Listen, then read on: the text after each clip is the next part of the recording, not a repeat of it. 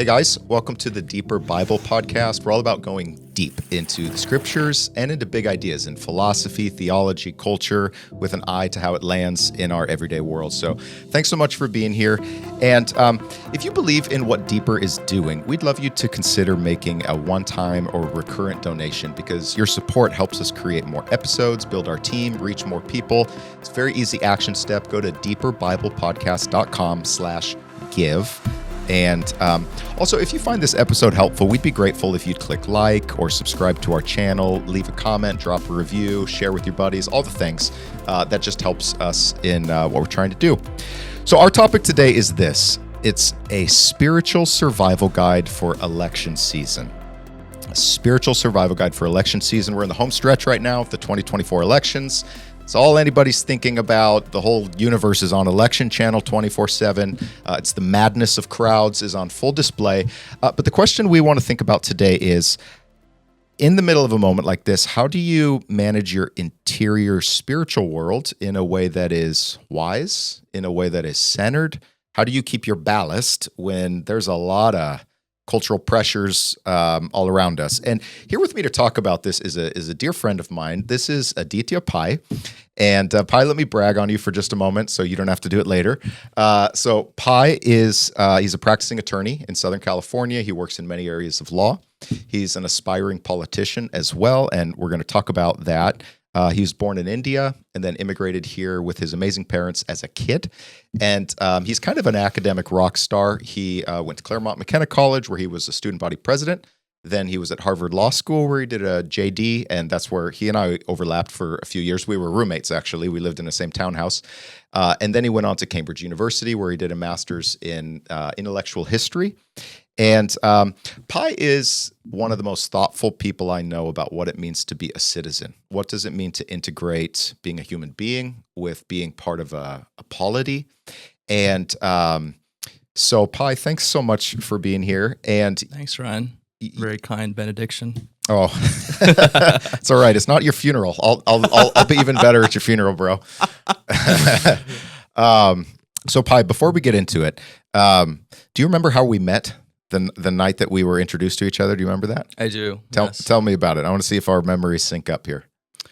I think we met at the grad student commons program, right? So there was a dinner, right? And it was a Shabbat dinner, if I remember correctly. Was it? I think it was at the Professor Winship's house. Yes, that's right. And we carpooled. Yes, yes, that's right. And it was a very intimate dinner. I mean, I want to say it was less than 15 people, definitely, maybe 10 or 12 at most. Yeah. And it was in the professor's home, and I don't remember what we talked about, but I just remember that it was very kind of authentic, and there weren't a ton of walls. You know, it didn't feel like a school event. Yeah, I remember what we talked about on the way there. Yeah.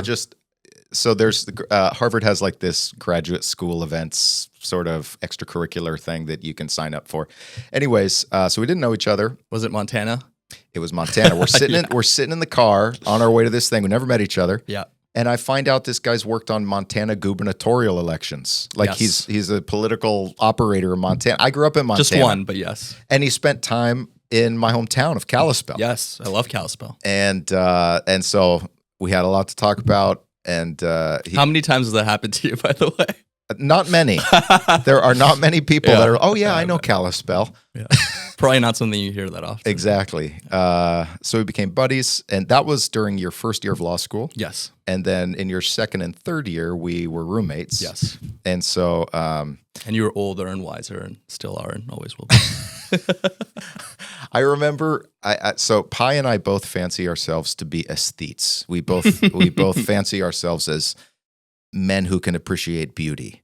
And so I remember when he was moving in, we went to a flea market. And remember, we were trying to go get a bunch of like wall decorations. We were going to make it really beautiful. I remember this. We did our best. Yes. And then I remember I had another friend of mine over, and I was going to show off. Had him in, and I was like, "Hey, look around. Tell me what you think." And I'm standing back, my arms folded, all impressed. And my friend looks around, and then he gives his verdict to me. He says, "Well, it looks like a parking garage." Ouch. And I was like, dang, dude, that wasn't exactly what I was selling going was for. a little short. We had a pretty nice path. I think so too. I think so too. Those were good years, and 18 Holden. That's right. 18 Holden Street, Cambridge, Mass. And I've just enjoyed Pai since watching your career unfold, your career path. Pai has a very interesting perspective, guys, on how to weather an election season, because he's not just a member of the voting public. He was actually recently on the ballot and ran a campaign for Congress in SoCal. And Pai, you want to tell us a little bit about that? Why did you do it? How did it go? And what was it like for you? Yeah, I mean, it was something that I wanted to do probably since I was 16. Before that, as you know, I was a failed athlete and basketball player and football player. He's still pretty good, though. Thanks. The lost art of the mid-range jump shot is one of my underappreciated passions. So I mean, I always wanted to do something competitive, and I needed competitive outlets as a kid, and I need them as an adult. And politics appealed to me, I think, because I'd done some community service at the Red Cross in Orange County for a few years. And I also enjoyed speaking and writing, and that's something that we share, is a love of oratory and of writing. And I was on the newspaper and kind of a literary magazine, and politics always struck me as a way to help people to do something competitive and to use the spoken and written word. Mm-hmm. And there's really nothing else that I saw that gave me all three of those things. And as time went on and sort of went to college and law school and worked on campaigns like in Montana and in Alaska and in Orange County, it sort of confirmed that sense. And so, it was a long time coming. And the particular opportunity, I think, was unpredictable because the seat that I ran in, it was California's 45th congressional district in North Orange County. It didn't exist until a couple of years ago. So it was a newly created seat due to redistricting, but it had sort of a little India, a little Saigon, and Brea, where I lived. And that area meant a lot to me personally. And it was a place that I spent some time in high school as well, doing service work with the Red Cross. And so, I don't know, I just felt called to it, and it seemed like right place, right time. So I just went for it. I lost, but it was, it was an incredible experience. So this was the Democratic primary. Yes. For this House seat. Yes. And the election was it March 5th of this year. Of 2024. Yes. Okay. Yes. Okay. Yeah. And so in some ways I still feel, in election mode, because I started this cycle as a candidate. And so even though I'm not on the ballot in November, right, I sort of feel psychologically like I'm going to end it as a candidate, Yeah. I think myself and a lot of other people might wonder what it feels like to be a politician. What is it like being a campaigner? Can you give us an inside view of what it felt like even before the election? Well, it's intense, and you see the best and the worst of human nature in a very short period of time. So like 12 to 15 months. And it's like drinking from a fire hose. And so, I think in normal everyday life, you may be managing a couple hundred relationships at any given time. Mm-hmm. I think for someone like you, being a community leader, it's significantly more, but it's it for the average person. When you become a candidate, suddenly you're managing thousands of relationships, a lot of different stakeholders, and then obviously the general public, voters, donors, people on your team, other political stakeholders, other politicians. Yeah. And so suddenly your social world expands. And so your brain has to change, right? Yep. Because you're switching context all the time, and you're just getting a lot of reps with a lot of different types of people. Yeah. And so I think it was intense. I think, both of us share an introverted side. And so, especially coming out of the pandemic, I love people, but I think the sheer volume of interaction was challenging for me. Yeah. But on the other hand, as you say, we have a sensibility of an aesthete, or like kind of a novelist or fiction writers, right? Yeah. We both enjoy fiction and poetry. It's amazing. I mean, it's a gift because you just see so many different characters. Yeah. And so it's like every day I wake up and it feels like, a new chapter of a novel, because so much happens every single day. Yeah. There's never a dull moment. Yeah. I was reading just yesterday a book. I think the guy's name is Howard Gardner. I'm sure of Gardner. It's called Leading Minds, An Anatomy of Leadership. Interesting. And I think this guy's he's the one who wrote the book on multiple intelligences. That's the guy. Yes.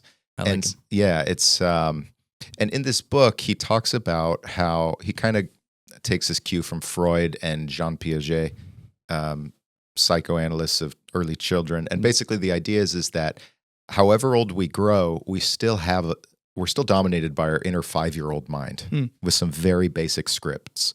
And it's a very sort of Star Wars dualism, good and evil. Interesting. And then there's a 10-year-old level where we're extremely fair and kind of self-righteous. And then there's like a 15-year-old mind that revels in relativism. And then the adult mind from 25 and on can be integrated. But his whole point is, the reason I'm mentioning this is, his whole point is people who want to lead across multiple domains, like politicians, have to speak to these multiple psychic levels at once, but emphasize the inner 5-year-old mind. That those who can speak to the inner 5-year-old mind, they win. Interesting. And people who try to develop more sophisticated accounts of identity, the core stories are all about identity. Yeah. And people who try to develop more sophisticated stories often lose because they don't know how to speak to the 5-year-old mind. And so it brought to mind what you were saying about speaking to multiple constituencies at once. Yes. And that's hard.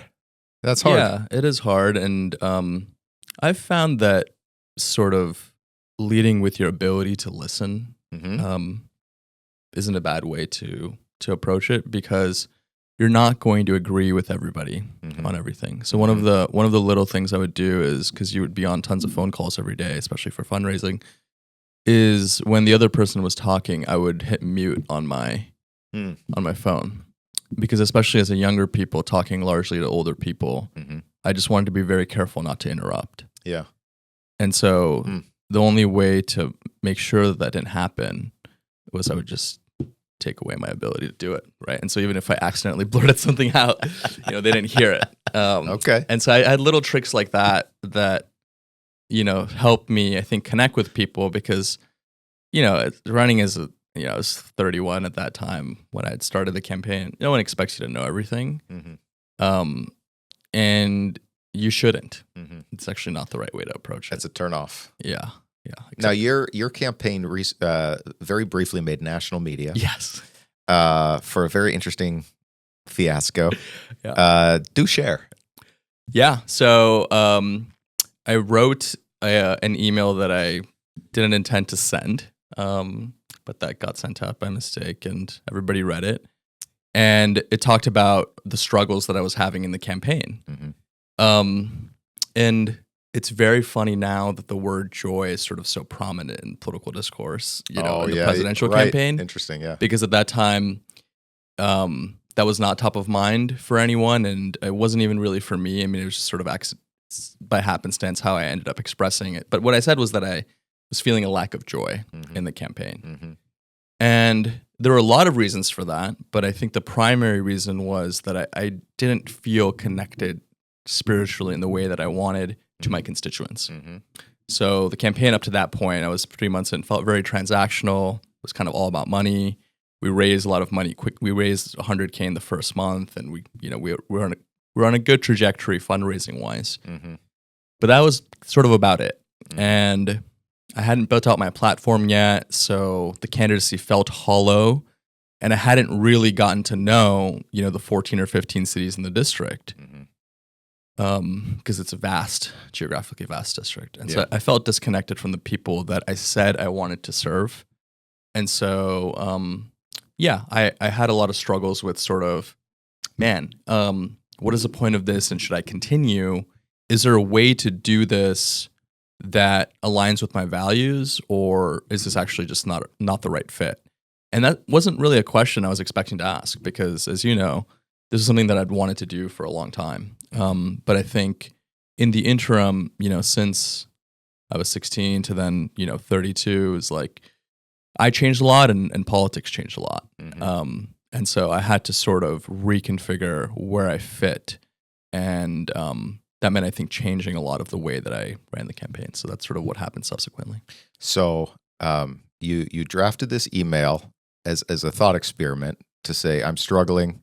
And the bottom line was, to be clear, I was thinking about quitting. Yeah. So that's why I wrote that. And in the email, it was sort of a mock, not resignation, but dropping out of the race. Where that's you said, what I would have said I'm if I discontinuing my campaign. Yeah. and somebody on your staff who was disgruntled, I understand. I don't know what their situation was, but they accidentally sent it to everybody. So everybody they had it scheduled to be sent out. Yeah. Okay. So I got an Which I didn't email know. from my buddy's campaign that says, "Hey, this is I'm just here's my take, and I'm dropping out."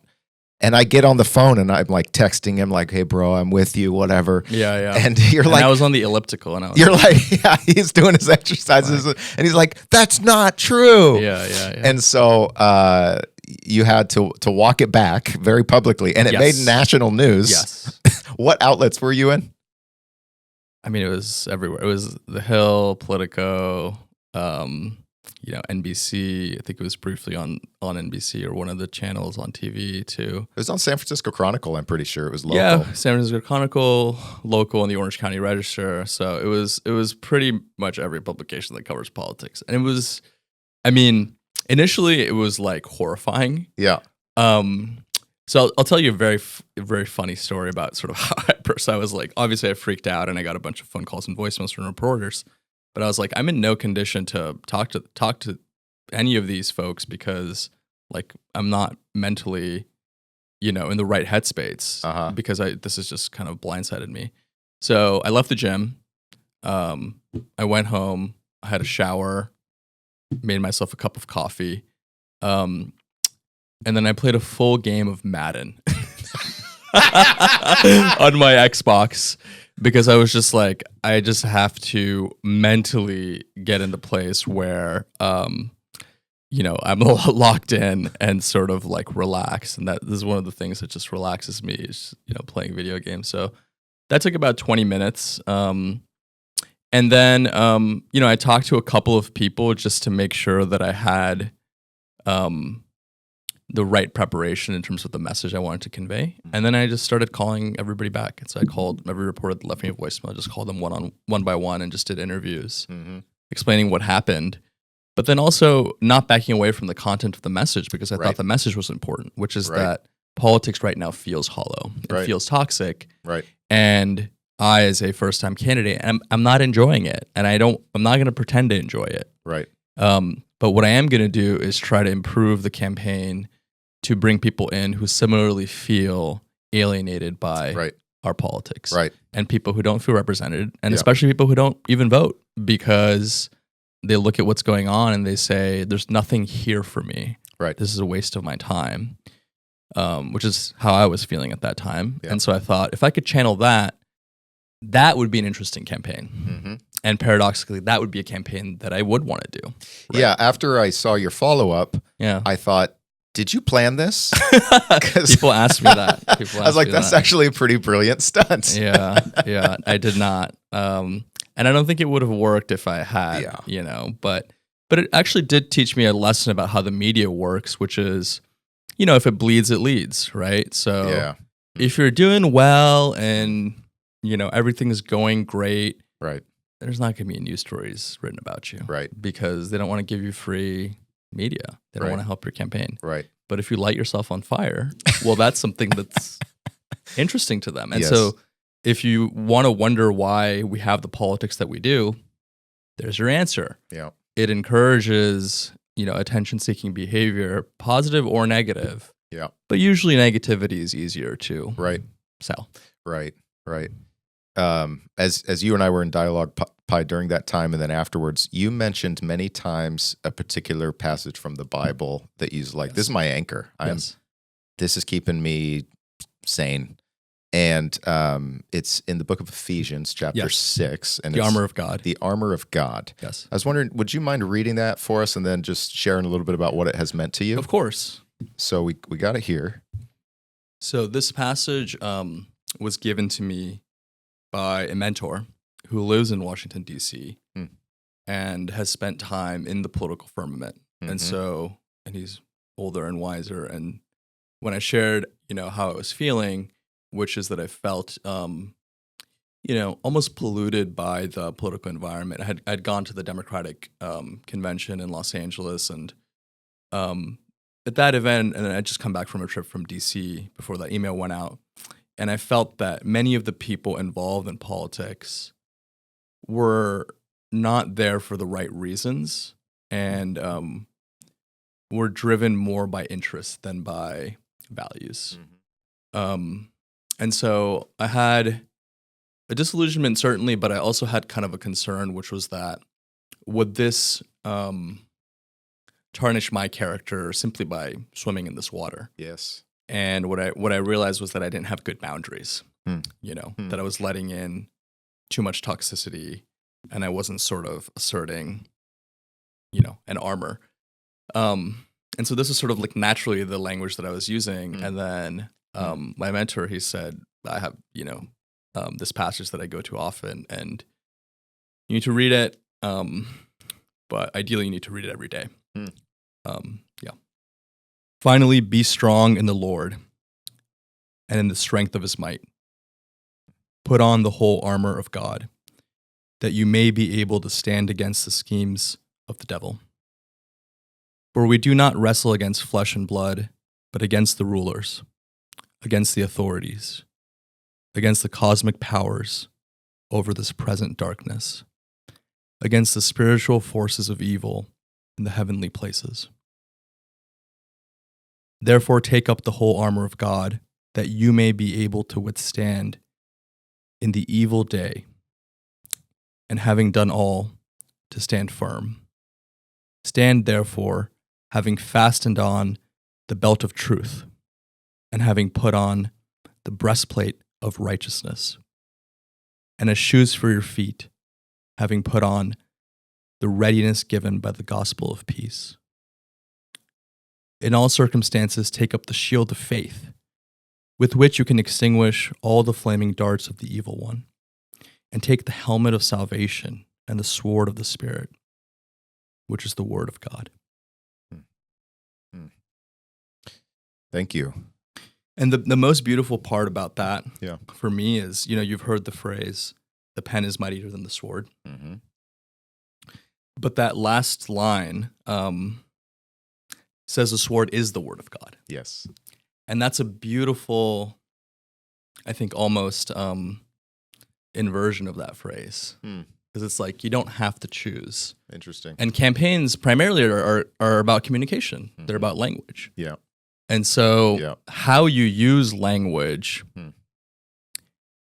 can send a signal to malign forces in politics that you're not one of them. Yeah. And that you're going to fight them. And they can also send the opposite signal. Right? Which is that you intend to be part of the machine or part of sort of whatever nonsense is going on.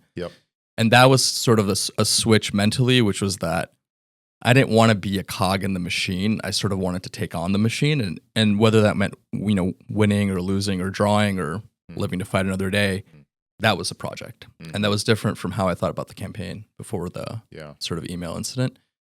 And the passage was a reminder of a lot of things, but primarily it was a reminder to be very careful about my thought and then the language that I put out, because that would determine essentially the quality of the people that I attracted, but also the people that I repelled. Thank you for sharing that. In the world of St. Paul, who wrote that passage, there was this idea that God is a cosmic warrior, and that God is not okay with people defacing his creation and dehumanizing them. So God gets his gear on and is going to go into battle, and God shares that gear with us. So it's like literally the armor of God is literally God's armor, is the idea. And it's beautiful. The part of the passage that haunts me, curious what you think about it, is the whole frame. Where it says, like, we don't fight against flesh and blood. It's not a surface level struggle. There's it's spiritual warfare. Yes. Was that your experience? Absolutely. Because it's hard in politics to know who your friends are and who your enemies are. If you're doing it right.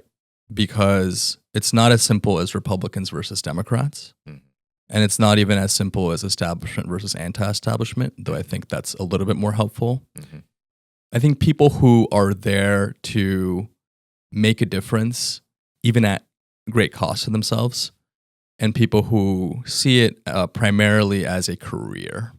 That was sort of one fault line I saw.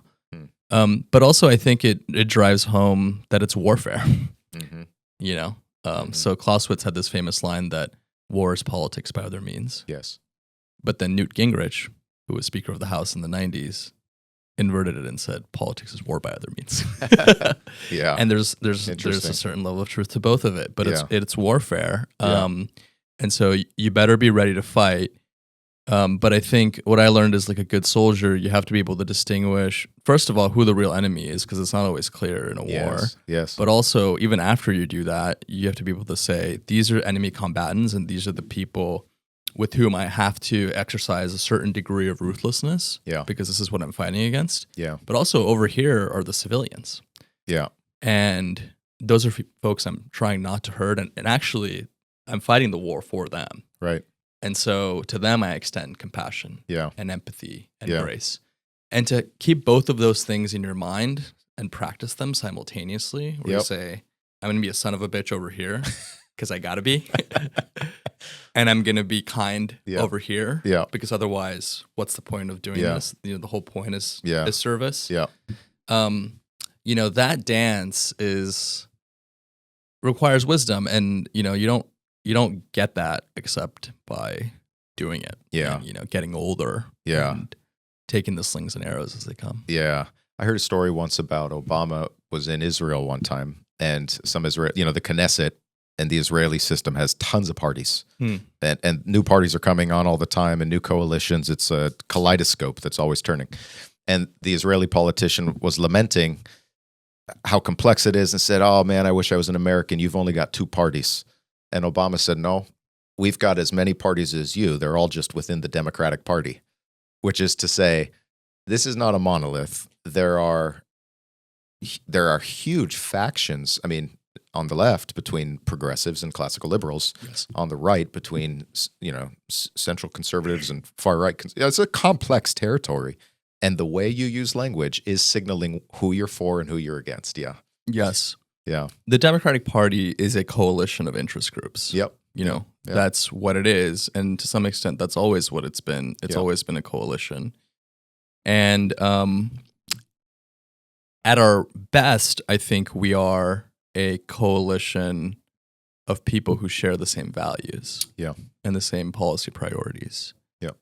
At our worst, we're only a coalition of interest groups. You know, there's nothing wrong with being a coalition of interest groups, but that can't be all you are. Right. And that push and pull, I think, was some of the challenge I faced in the primaries, figuring out, you know, where do I fit in sort of this ecosystem, and what are the compromises I'm willing to make, and what are the ones that I'm not willing to make. And you know, that passage, among other things, really helped me, you know, clarify that.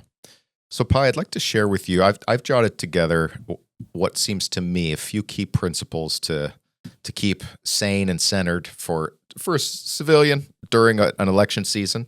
I'd like to share these with you and get any thoughts. I got 4 of them. Okay, sounds good. So the first one is this. It all has to do with what is shaping us and to what end. So the first one is this: let your soul be shaped by Scripture more than social media. And by that I mean, we live in what many have called an attention economy. Our very eyeballs, our ears are being monetized by some of the smartest people in the world who are just down the road in Silicon Valley. We're trying to make devices as addictive and profitable as possible. I saw just the other day, Mark Zuckerberg and Meta have come out with the new glasses with the augmented reality. And I mean, literally our eyes with neural interface and our brain and so forth. And it is a question of where I direct my attention and what stories seep in fundamentally. And so I think making the decision that my inner emotional world, my inner narrative, I'm not going to default to whatever just happens to shape it passively. I'm going to actively choose to be shaped by Scripture. And there's a couple passages in Scripture that couple verses I've been thinking about lately in election season. I want to read them to you. Please. This is the book of Psalms, a little psalter I have. And in Psalm 2, let me read it in Hebrew and I'll translate it. Lama ragshu goyim uleumim yehegu rik. Why did the nations go insane and the peoples are pondering and churning over nothingness. And it for me is just it's right at the beginning of the Psalter, and saying, like, I'm looking out at the world, everybody's gone bonkers, everybody's fighting against everybody, and what they're thinking about, what they're getting so worked up over, in the end of the day, is nothingness. And then there's in Psalm 4, verse 3, there's a similar sentiment. It says, Te'ehavun rik tivakshu chazav. It says they love, their affections are set on what is vacuous, what is empty. They are seeking lies. They are pursuing what isn't actually real. And I think for me, it's not about slander on everybody and everybody's stupid and we're only right, but it's actually, it provides some critical distance for me between what other people find worthy of getting worked up over and me saying, it makes me ask myself the question, are those really ultimate issues to be getting worked up about? And passages like that I have found shaping my own emotions and prayers during this season. Yeah, very helpful. What are your thoughts about? Do you, because you're reading the Bible now a bit lately? Yes. Yes. And what immediately came to mind for me was, it's fun to engage in discourse. I mean, we both enjoy discourse. Yeah. And a lot of the political discourse is about race or gender, or age or other sort of fault lines, geography, class, that sort of thing. But ultimately, elections are about government. And government is not the same thing as politics. And people forget that. So at the end of the day, it's about, where do you want your tax dollars going? Who do you want making critical decisions that you must follow at the point of a gun? Right. Who do you want telling you what to do? And what do you want them focused on? Right? Should they be focused on healthcare, on education, on both, on some other issue? But I think one of the many consequences of social media has been that campaigns have become less and less about government and public policy, and more about things over which politicians have no control. Right. Culture, religion, right. How men relate to women, or women relate to men. I mean, these are all critical questions. Best reserved for writers, public intellectuals, comedians, pastors, not politicians. Right? Politicians' job is supposed to be to govern. And the role of a campaign is to communicate with the voters whose consent you seek about how you intend to govern. Another word for that is democracy. Right? And we're getting farther and farther away from that, and we still have elections, but, like, even if you take the presidential election, how much indication have we gotten about the two candidates' ability and willingness to make really tough decisions? Like, to take one example, the national debt is now $33 trillion and counting. And those chickens are going to come home to roost, probably for our generation. Neither candidate's talking about it.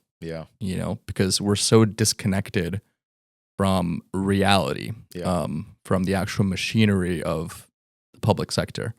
So that's, how I interpret, at least, or what that passage makes me think of. Good word. Okay, so the next principle then is, if you're letting your soul be shaped by Scripture, let your mind be shaped by history. And by that I mean, take the long view. Remember that the world moves in centuries, decades at the short term, millennia. And so it kind of relativizes the hysteria of the present moment. There's a passage I really love by C.S. Lewis. It's a preface to this little book. It's called On the Incarnation by a guy named Athanasius of Alexandria. This is, in early Christian thought, this book was instrumental in framing the church's theology about Jesus Christ. And C.S. Lewis wrote an introduction to a modern version. And in the introduction, he says this: we may be sure that the characteristic blindness of the 20th century, and I'd say the 21st century as well, The blindness about which posterity will ask, but how could they have thought that? Lies where we have never suspected it, and concerns something about which there is untroubled agreement between Hitler and President Roosevelt, or between Mr. H.G. Wells and Karl Barth, two philosopher guys. None of us can fully escape this blindness, but we shall certainly increase it and weaken our guard against it if we read only modern books. The only palliative is to keep the clean sea breeze of the centuries blowing through our minds, and this can only be done by reading old books. And I love that. Couldn't agree more. Yeah. The idea of it just totally makes you calm down when you realize, like, wow, centuries pass. And this next 4 years is probably not going to like define civilization. And yeah, any thoughts on that? Or yeah, I mean, I actually have a rule, which is like if a book was published in the last 3 to 5 years, I don't read it. Yeah, because it's probably not going to tell me anything truly instructive. Because it's, I think if you do read it, you have to read it like a newspaper article, which is like a first draft. Yeah. Doesn't really understand or get at what's going on, because it's really only with some distance of time that you can understand what's going on. For example, I think right now we're living in a populist moment. Yeah, talk about this. So this is one of the things that I worry the current Democratic campaign for president doesn't quite understand, which is there are historical forces at work right now that have happened in the past, and I think have been at the forefront of American politics since at least 2015. So sort of since Trump arrived on the scene, but also Boris Johnson in the UK, Brexit, many other places in the world. And the prevailing sentiment, I think, of people in much of the Western world is that the elites have failed us. So legacy media, the permanent bureaucracy, academia and universities, the authorities, which is why that passage from the Ephesians is so timely. Yeah. Is, kind of pitting yourself or the reader against the rulers, Yeah. I thought was so resonant in our time, because that is how many people feel, which is, this feeling of a lot of what's going on in government feels undemocratic. It feels like things are happening without our consent, and sometimes actually against our wishes. And, everybody has a different theory about where that mechanism is broken in converting the popular will into public policy. Yeah. But that is the prevailing sentiment. And I think so any candidate to be successful has to speak to that, has to speak to this populist feeling that, hey, the government's doing a bunch of stuff that we don't like and we don't agree with. Regardless of who's in control.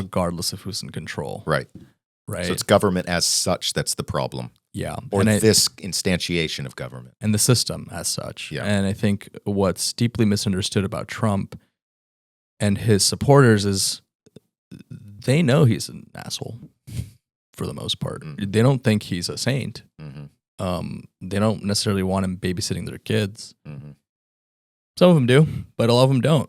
And they also know that he's not perfect and that some of his proposed solutions make no sense. But they believe his diagnosis is correct. And one of the many things I learned from the campaign is that voters will forgive you for not having all the right answers. What they will not forgive is asking the wrong questions. If you have no idea what's going on, or if you can't relate to people, it's not somebody that folks want to support, because then that person doesn't even have a chance of helping you or improving your life. But if they have the diagnosis right, people forgive a lot. Yeah. People forgive a lot because they realize no one's perfect and they're not going to agree with everybody 100% of the time. I find your diagnosis of sort of like the deeper issues, not left versus right, And I should say, by the way, I'm a registered independent, so I don't. I'm actually not part of either of the two parties. But the issue is not left versus right; it's populism versus the establishment. And I find that a very, very compelling diagnosis. And you've written about this. I find your blogs. If anybody wanted to read up some stuff that you're writing, where would they find it? Yeah, it's piepolitics.substack.com. Okay. And it's just sort of, a series of ad hoc reflections post-campaign about what's going on right now. Yeah. And one of the posts that you're referring to was about, the presidential race is not about D versus R. It's about populists versus the establishment. Right. And I made a little graph sort of plotting out where different politicians lie on that X and Y axis. Yeah.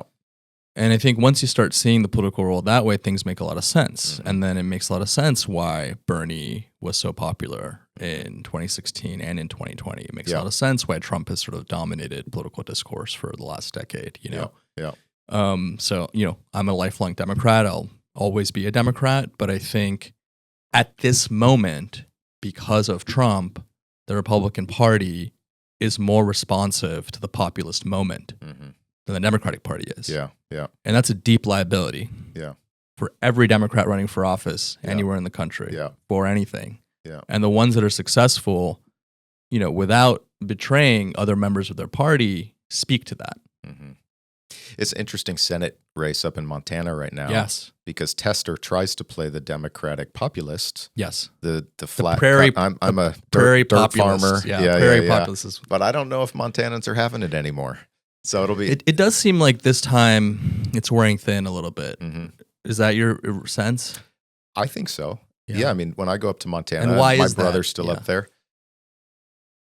Because I don't know if I think. Sorry to interrupt, but that race is just for our listeners is going to determine almost certainly who controls the Senate. Right. So, which in turn controls a lot of different things, including like who controls the courts. The courts, the filibuster, all that stuff. It's a very, very key race. Yes. And the guy challenging Tester, this would be his fourth election. The guy challenging him is a 37-year-old Tim Sheehy. Yeah. Interesting guy. And, I guess I think, poor ranchers in Montana may like what the government might do for them from a financial side, but I think they're very, very suspicious of the cultural agenda. And I think that a lot of people on the political right today look at especially the progressive wing of the Democratic Party and see a philosophy that at bottom is allergic to faith, to God, to some higher authority than human flourishing as we happen to define it. And so there's a lot of alienation of actually, ironically, many of the immigrant groups, many of the marginalized groups who are people of deep faith. Yes. Who are saying, well, yes, I love the social safety net you're offering, but I'm also not so into the sort of like the vision of human flourishing as you define it and what that says about me and my deeply held values. And so there are deep tectonic calculations that people are making. So I don't know. We'll see what happens. Yeah. I don't know what will happen, but I think it's going to be a tough race for Tester because he's an incredibly talented politician. Mm-hmm. To survive he's the last Democrat in Montana. Yeah. To survive this long in a state that Trump won handily by double digits. Yep. Might win by 20 points this time. For him to even be competitive is a real feat. I mean, that's an accomplishment. But the guy, was it Bullock, who you worked with? Yes, I worked for the former governor, then Attorney General Steve Bullock. Of Montana, yes. And he's a Democrat. Yes. So Montana's interesting because it's not actually pure red. It's often been blue in some ways. It's the closest descriptor is probably libertarian. Yeah. But it's more complex than that even. Just people are just independent-minded. Yes. And even the state constitution has a really interesting clause, which is it grants every Montanan a right to a clean and healthful environment. Mm. So Montana is actually more progressive and environmentally in terms of its legal structure than even America. Yeah. And that's something that Californians envy, Yeah. So Montanans are hard to put in a box. And so that's why Democrats have been competitive there, not because they're Democrats, but despite being a Democrat, and the way folks like Steve and Tester are successful is by speaking to the issues that people care about, which is public lands, being able to hunt, being able to fish, being able to get a good job, Yeah.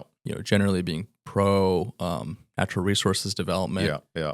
And then sort of moderate on social issues, to your point, being respectful of the way people want to live their lives and, being sort of pro freedom. So you can be successful as a Democrat in Montana. I think the concern this time is that folks are pretty upset with some of the decisions of the Biden administration. Mm-hmm. And Tester hasn't gone along with all of them.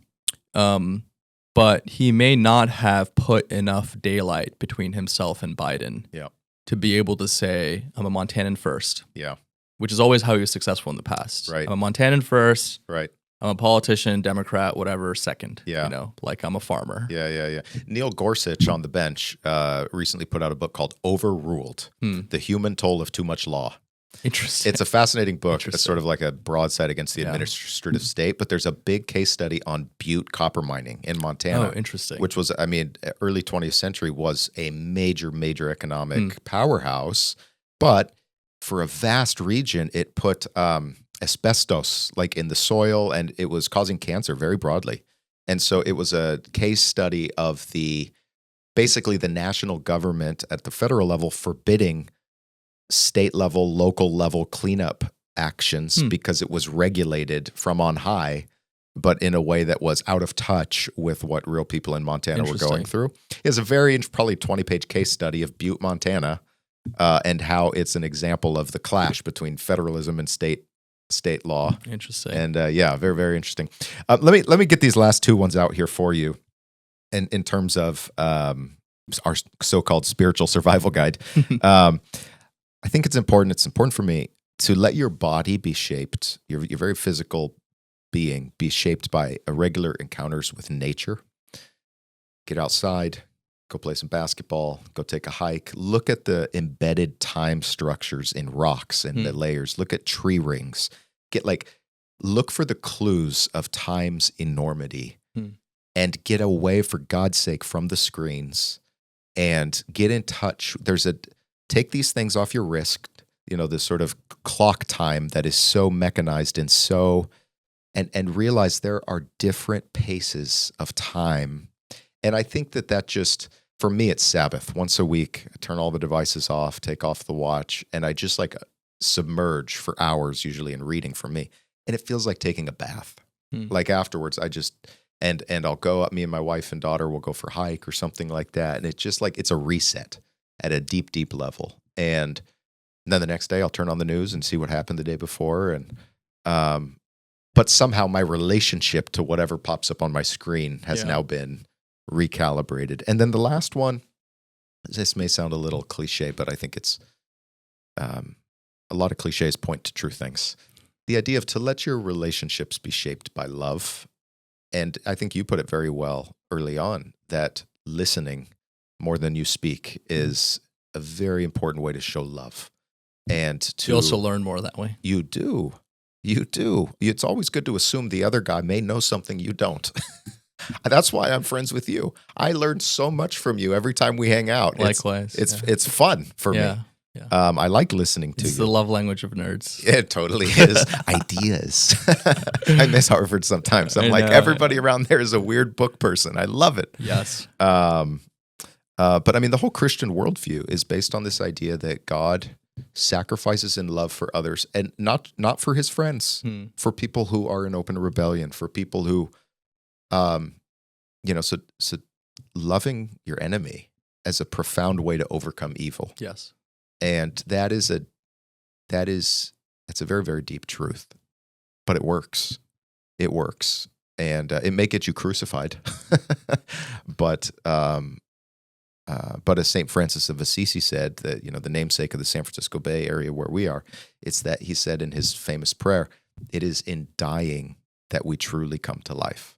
And there's some truth in that. So I'm excited, man, for your political future. Nice. You're the kind of person that I'd like to know is making decisions thoughtfully with people like me in mind. And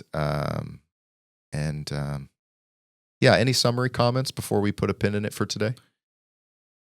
Yeah, I would just say just to add a coda to your list is the Serenity Prayer. Yes. Has been so helpful for me. I actually got introduced to it by an Irish Catholic friend. I think it was in middle school or maybe even earlier. And I don't know where he got it, but probably from Sunday school or something. Because, I wasn't raised with the Bible or raised in the church, I was raised Hindu.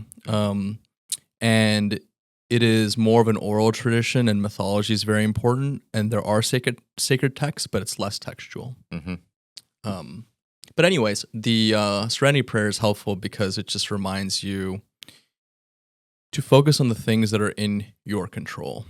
So it's God, grant me the serenity to accept the things that I do not control, the courage to change the things that I can, and the wisdom to know the difference.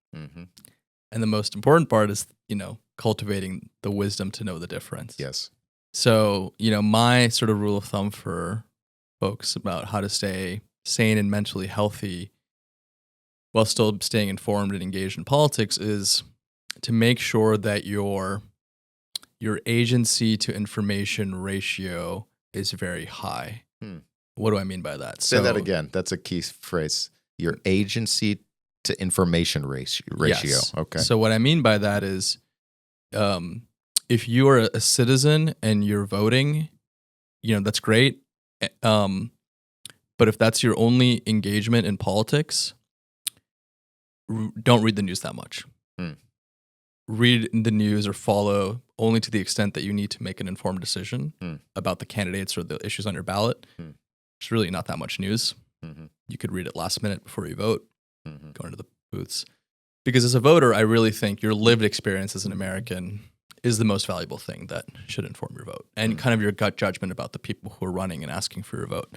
You don't really need to read every freaking article to be an informed voter. But if you're a community leader and there are political issues in your community, maybe read up a little bit more.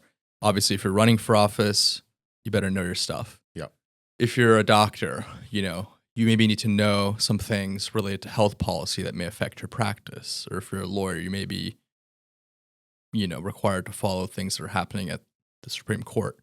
But the basic point is, don't just binge information when you don't need it for the actions that you're going to take. I do that a lot. I read the tricky news way too much for people like us because we're information junkies, and curiosity is a virtue, but curiosity also killed the cat.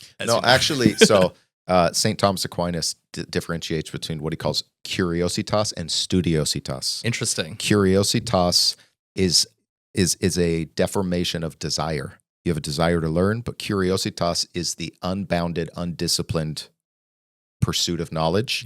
Studiositas is the healthy, virtuous form. I have to remind myself all the time. Giving yourself a blank check for curiosity is actually not a wise thing. Yeah, because you know what happens when you consume a bunch of information about events over which you have no control? You get angry. You get frustrated. And that's, how you burn out of politics. So, if you kind of limit your consumption to the domain over which you have direct control, direct impact, you can have a lot more impact than you think, actually. If you tell 10 friends, hey, I'm voting for this person or this ballot measure because this is something I really believe in, you'd be surprised how much of an effect that has on people and their vote. On the other hand, you also have much less control than you think in a lot of ways. And so, the recipe for good mental health is to not get overly obsessed about events over which you really cannot exercise control. And I think recently the best example of that I've seen is the war in Gaza. Yes, it's important to care about what's going on. On the other hand, is watching videos of children being blown up on a daily basis going to either solve the crisis or make you a better person? Hell no. So be careful about what you put into your brain. I think it's a core religious insight. Maybe we'll land the plane here. Of making peace with our own finitude. And to say, actually the circle of the world that I can control or even understand fully is very small. And Yeah. that can throw you into despair or anger. Or I think the Christian insight is to say, I'm a creature. That means I'm bounded. That means I'm not the author of my own identity. I'm not ultimately in charge. Hmm. But I'm beloved anyways. I am valuable anyways. I am worthwhile anyways. That doesn't undermine who I am. God himself cherishes finitude so much that he took on finitude in Jesus Christ. And this gets to the what Nietzsche called the will to power doesn't have an end, you know? And so unless you fundamentally reconcile that my own power is limited and circumscribed, and I'm okay with that, it becomes very hard to live a contented, centered, actually fruitful life, you know? So, Pai, thanks for being here, man. This has been Glad to be here. Fascinating as always, every time we talk, and I hope we can do this again. Absolutely. And yeah. Yeah, and thanks for having me, and thank you for your service. Thanks Oh. for all you guys do here and helping people stay healthy and sane and connected to God in a very difficult time. So Thanks, thank man. Thank you guys for joining us. I hope this was helpful for you. And just to circle back to what we said at the beginning, if you believe in what Deeper's doing, we'd be grateful if you'd consider just a one-time or even a recurring gift. It helps us make more episodes, reach more people, help build a bigger team. So we'd be grateful for that. And also you can like and subscribe and et cetera, et cetera, et cetera. We're here in the East Bay of California's Bay Area at the Bay Church, and you can visit us either in person or online sometime, thebay.church. And that's about all. So until next time, as the rabbis say, shalomi homies. Take care. Bye-bye.